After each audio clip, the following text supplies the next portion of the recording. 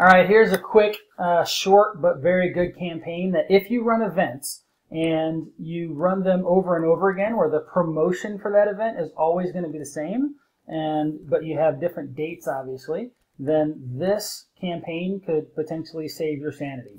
So here we go. Ultimately, in this scenario, let's say that we run our ads on Facebook to drive people to this live event. And once they register on Facebook, then they're going to get this tag, which ultimately starts this campaign. They're going to go into this date picker sequence, and then we're going to go ahead and put them into the reminder, like the confirmation email and all the reminders, okay? So let's talk about the date picker sequence. What this campaign is actually going to allow us to do is be able to put the date into the email of the event without us having to come back into Infusionsoft and put and update the date for the campaign all the time. All right, so a lot of times people to do this will have all the merge fields in here, and they'll use the campaign merge field. All right, they'll use the campaign merge fields, but between every event, you'll need to come in and update the campaign merge fields. So in this case, we don't need to update anything; it's all automated. So let's see how we do that. Basically, it's this date picker sequence here. So if we go into the sequence, we can see that I've got four different lines starting in this sequence. And let's say that our dates are going to be January 17th, 29th, February 7th, and the 20th. Okay, so they're just kind of odd dates apart and all these other kind of things. None of that matters. And let's say that our first Facebook ad, we could set up all four of those Facebook ads kind of at the same time, where the first one's going to run from January 1st until January 16th.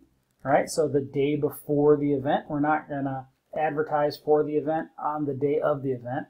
So then the next Facebook ad is going to run from the 17th, which is the day of this event, all the way to the 28th, the day before this event.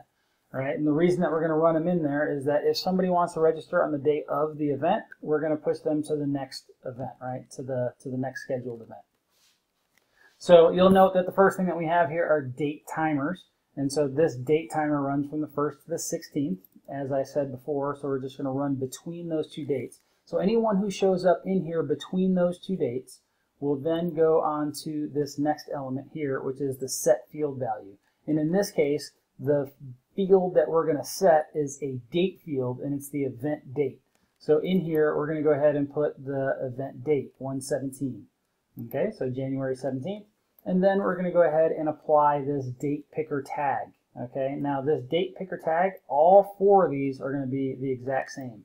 So that way when they come in, regardless of which one of these they come in on, right? Let's say they come in between January 29th and February 6th, then they would get the date for February 7th. They would get this same tag and it would pull them out, right? And if they come in between those dates, these two will be in the past. So none of these things will happen. This will be in the future, so this won't happen. They'll come through, they'll get this tag, and this tag will pull them out of the sequence. Okay, so that tag is this tag. It'll pull them out of the sequence and then put them over here into this sequence, where there you can put the confirmation email and you can merge in the date of the event into that email. Then you also have this date timer, this field timer that you'll use.